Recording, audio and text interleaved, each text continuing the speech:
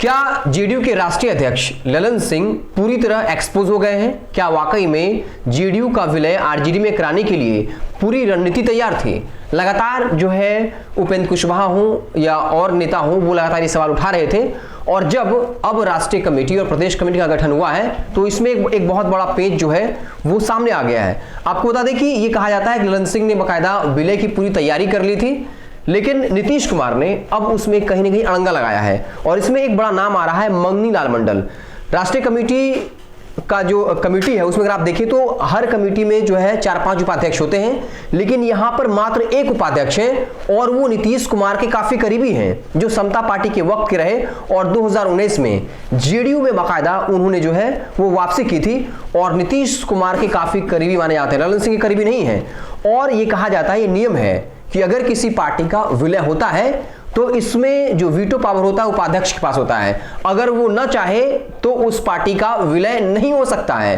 तो जब ललन सिंह जेडीयू के राष्ट्रीय अध्यक्ष हैं, बाकायदा संगठन में उनकी चलती है, उसके बाद भी मंगनी लाल मंडल नीतीश कुमार के काफी करीबी हैं, उनका उपाध्यक्ष बनाया जाना और मात्र एक पद उपाध्यक्ष का रखना, कहीं ना कहीं नीतीश कुमार ने ऐसा खेल किया है कि पूरा मकान जो है वो भले ही ललन सिंह के पास हो, लेकिन उसकी चाबी जो है वो मंगनी लाल मंडल को थमा दी गई है। और मंगनी लाल मंडल जो है वो नीतीश कुमार के काफी करीबी हैं। यानी आप समझिए, लगातार उपेंद्र कुशवाहा जो ये सवाल उठा रहे थे, नाराजगी जाहिर कर रहे थे, ललन सिंह ने नीतीश कुमार को हाईजैक कर लिया है और इस वजह से उपेंद्र कुशवाहा को पार्टी छोड़कर बाहर आना पड़ा, क्योंकि बार बार ललन सिंह कहीं ना कहीं उपेंद्र कुशवाहा को नीचा दिखाने की कोशिश कर रहे थे, संगठन का विस्तार नहीं कर रहे थे। क्योंकि उपेंद्र कुशवाहा चाहते थे, जब वो अपनी पार्टी छोड़कर आए थे तो उनके साथ कई लोग आए थे, वो चाहते थे कि जब कमेटी बने तो उस कमेटी में उनके लोगों को जगह दी जाए। लेकिन ललन सिंह ये नहीं चाहते थे, क्योंकि जब भी किसी पार्टी का विलय होता है उसमें कमेटी की बहुत बड़ी भूमिका होती है, इसलिए उपेंद्र कुशवाहा को साइड लाइन करके रखा गया था। तो अब क्या जेडीयू के राष्ट्रीय अध्यक्ष ललन सिंह बिल्कुल तरीके से एक्सपोज हो गए हैं, क्योंकि लंबे वक्त तक संगठन कमेटी का निर्माण नहीं करना, और जब किया गया हालांकि उन्होंने कई कुशवाहा नेताओं को जगह दी है, लेकिन आपको याद होगा केसी त्यागी जो कहीं ना कहीं ललन सिंह को टक्कर दे रहे थे, वो भी राष्ट्रीय राजनीति करते थे, ललन सिंह भी राष्ट्रीय राजनीति करते थे। केसी त्यागी को हटाया जाना, उसके बाद अशोक चौधरी जो आप देखते हो नीतीश कुमार जहां भी रहते हैं उनके आसपास वो दिखते हैं, तो क्या ललन सिंह अशोक चौधरी से भी डर गए थे और इसलिए अशोक चौधरी को कमेटी में जगह नहीं दी गई, क्योंकि अशोक चौधरी का कद काफी बढ़ गया है।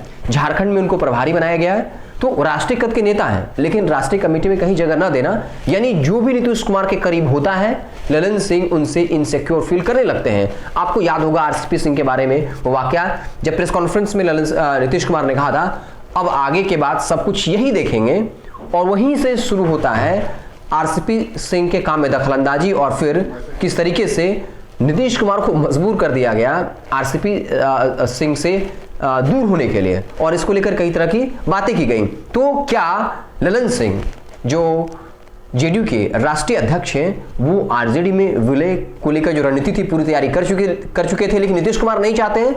और मंगनी लाल मंडल वाला जो पूरा वाक्या है वो यही दर्शाता है कि कैसे उनको उपाध्यक्ष बनाया गया और मात्र एक उपाध्यक्ष बनाया गया, और उनकी भूमिका होती है जब भी किसी पार्टी का विलय होता है तो फिर वही दोहराऊंगा कि नीतीश कुमार ने वो खेल कर दिया। पूरा मकान ललन सिंह के देख रेख में तो है, लेकिन जो मेन गेट जो है उस ताले की चाबी जो है वो मंगनी लाल मंडल के हाथ में थमा दी गई है, यानी नीतीश कुमार ने वो चाबी अपने हाथ में रखी है। तो आपको हमारी खबर कैसी लगी, या आप क्या सोचते हैं इस पूरे मसले पर? क्या ललन सिंह जो जेडीयू के राष्ट्रीय अध्यक्ष हैं वो एक्सपोज हो गए? क्योंकि एक सिलसिलेवार तरीके से देख लीजिए, जो भी नीतीश कुमार के करीब पहुंचने की कोशिश की उसका पत्ता ललन सिंह ने काट दिया, चाहे वो आरसीपी सिंह हो, इस वक्त बात कर ले उपेंद्र कुशवाहा की, अशोक चौधरी, केसी त्यागी, हर किसी को साइड लाइन किया जा रहा है। तो आप अगर हमें फेसबुक पर देख रहे हैं, हमारे फेसबुक पेज को लाइक कर लीजिए, यूट्यूब पर देख रहे हैं चैनल को सब्सक्राइब कर लीजिए। बहुत बहुत धन्यवाद। अगर ये वीडियो पसंद आई और वह बिहार के राजनीति और बिहारियत से सरोकार रखेनी तो सब्सक्राइब बटन दबा के चैनल के सब्सक्राइब कर ली। ओजे एगो घंटी बा, ओकरा बटन दबा देला से कुल सटीक और मारक खबर रुआ मुफ्त में मिल जाई। अगर रुआ पत्रकारिता के हमनी के नया प्रयोग में सहयोग कर चाहतानी तो ज्वाइन बटन दबा दी। पेटीएम नंबर नोट कर ली 9386816700। धन्यवाद।